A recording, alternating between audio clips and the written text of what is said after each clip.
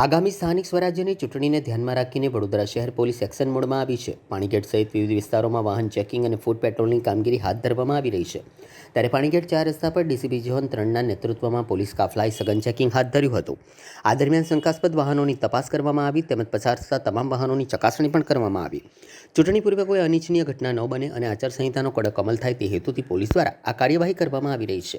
સાથે જ નશીલા પદાર્થો, ગેરકાયદેસર રોકડ રકમ તેમજ હથિયારોની હેરફેર અટકાવવા માટે પણ પોલીસ સક્રિય બની છે. પોલીસની આ સઘન કામગીરીને કારણે વિસ્તારમાં કાયદો અને વ્યવસ્થા મજબૂત બનશે અને ચૂંટણી શાંતિપૂર્ણ રીતે યોજાય તે માટે અનુકૂળ વાતાવરણ ઊભું થશે.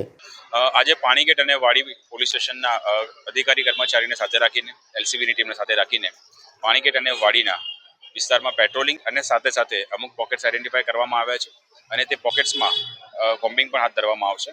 અને આ કોમ્બિંગનો મુખ્ય હેતુ જાહેરનામા ભંગના કોઈ જે બનાવો બનતા હોય છે એના કેસ કરવાના, કોઈ ડ્રિંક એન્ડ ડ્રાઈવ કરીને ચલાવતું હોય વ્હીકલ તો તેના કેસ કરવા માટે અને તે બાબતે અલગ અલગ હેડ હેઠળ જે કામગીરી કરવા માટે આજે કોમ્બિંગ હાથ ધરવામાં આવ્યું છે. જેમાં જે અસામાજિક તત્વો કોઈ નાસ્તા કરતા પકડવાના બાકી હોય, કોઈ વોરંટ્સ બજાવવાના બાકી હોય છે, તે બધાઈ કામગીરીને સાથે લઈને આજે અમુક પોકેટ્સ આઈડેન્ટિફાઈ કરવામાં આવ્યા છે અને તે પોકેટ્સમાં કોમ્બિંગ અને સાથે સાથે પેટ્રોલિંગ બંને વસ્તુનું આયોજન આજે કરવામાં આવ્યું છે. સ્થાનિક સ્વરાજની ચૂંટણી છે તો એનું છે બનાવવા માટે શહેર પોલીસ સ્થાનિક સ્વરાજની ચૂંટણી છે અને તેના માટે ગઈકાલે માન્ય પોલીસ કમિશનર સાહેબ દ્વારા એક બ્રીફિંગ સેશન રાખવામાં આવ્યું હતું. જેમાં પીઆઈ અને તેનાથી ઉપરના તમામ અધિકારીઓને બોલાવવામાં આવ્યા હતા અને જરૂરી સૂચનાઓ આપવામાં આવી હતી. તે અનુસંધાને રોજ સાંજે વાહન ચેકિંગ હાથ ધરવામાં આવે છે. તમામ ચેકપોસ્ટ કાર્યરત કરી દેવામાં આવી છે અને તમામ ચેકપોસ્ટ પર સાંજના સમયે અને સવારના સમયે વાહન ચેકિંગની કામગીરી હાથ ધરવામાં આવે છે.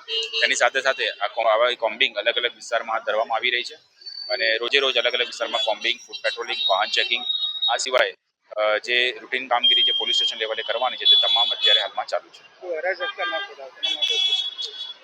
એના માટે અત્યારે હાલમાં જે અમારી સાયબર ક્રાઇમની ટીમ છે એ એક્ટિવ છે અને કોઈ એવા કોઈ ફેક ન્યૂઝ, ખોટી માહિતી મીડિયામાં ખોટી રીતે ફેલાય નહીં તે બાબતે વોચ રાખી રહી છે અને લોકોને પણ મારી નમ્ર અરજ છે કે કંઈ પણ આપણા ધ્યાને આવે છે તો પોલીસનો સંપર્ક કરવો અને કોઈ પણ માહિતીને વેરીફાઈ કર્યા વગર લોકોમાં સ્પ્રેડ કરીને ભય ઊભો ના થાય તેની ખાસ ધ્યાન રાખવી જોઈએ.